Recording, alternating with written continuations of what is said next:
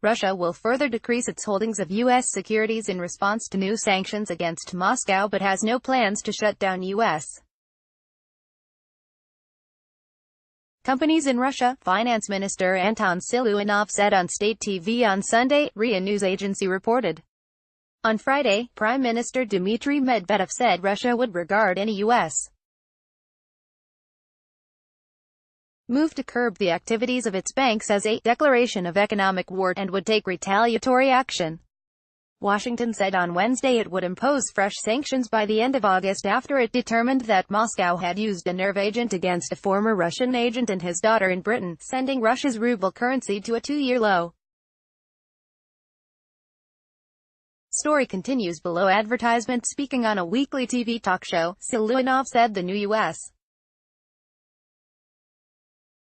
sanctions, some of which could restrict purchases of Russian government bonds, were unpleasant but not fatal. We have lowered to the minimum level and will further decrease our investment in the U.S. economy, in the U.S. securities, Siluanov said, shedding light on the nature of an unexpected drop in Russia's holdings of U.S. Treasury bonds. Russia has ditched its holdings of U.S. Treasuries in the past few months as relations between Moscow and Washington have deteriorated, data showed last month.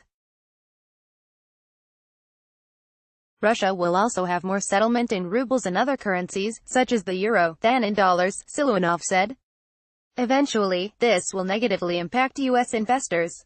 But we are not planning now any limitations such as shutting down McDonald's, Siluanov said. He referred to calls by some lawmakers to shut down prominent U.S.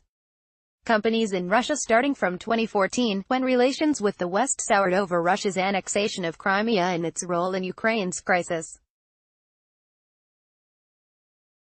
Our citizens work in these companies pay taxes into the budget of our country, Siluanov said. While admitting that U.S. sanctions would boost inflation in Russia as they hurt the ruble, Siluanov said there were no plans to ban using the dollar in Russia. Story continues below advertisement. Of course, the government has no such plans. That would be a step to an impasse. The ruble is tanking to a two-year low as the U.S. prepares yet another round of sanctions on Russia. But the Kremlin says its financial system is stable, and the political effects in Moscow are less clear. Reuters.